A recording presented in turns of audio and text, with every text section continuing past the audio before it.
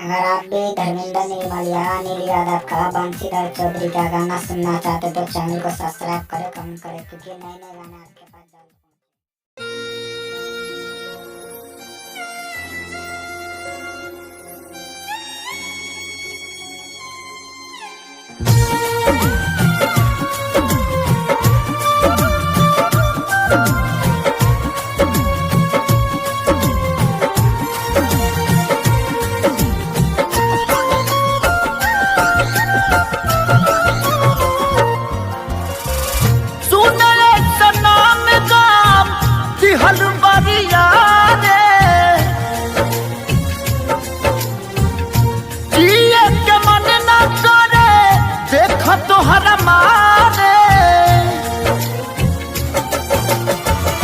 हम करी प्यार तोहसे हो, हम करी प्यार तोहसे, तू तो सजा दिलू। तोहर दिल हो कि चार जार कतही लगा लेलू। तोहर दिल हो कि चार जार कतही लगा लेलू।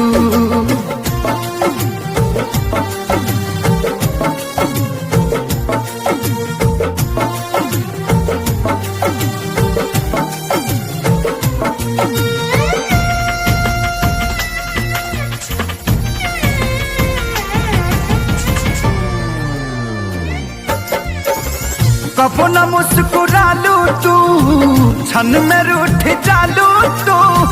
जरत जैसे दिया होके वैसे बुझ जालू तू।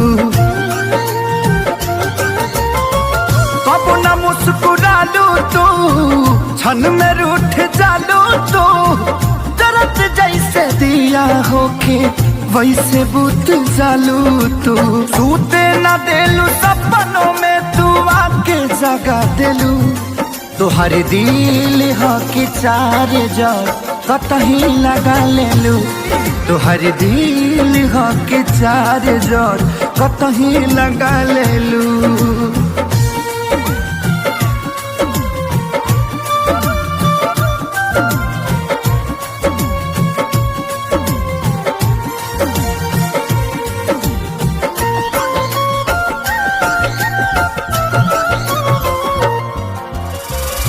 दिलिया दिमाग में बसलू अभी से तिवारी के। तनी ना ख्याल आई पंकज खेसारी के। हो दिलिया दिमाग में बसलू अभी से तिवारी के। तनी ना ख्याल कैलू पंकज खेसारी के। पैसा पकैलू प्यार जान हमके भगा दिलू। तोहर दिल हो कि चार जार कतही लगा लेलू। तोहर दिल हो कि चार जार कतही लगा लेलू।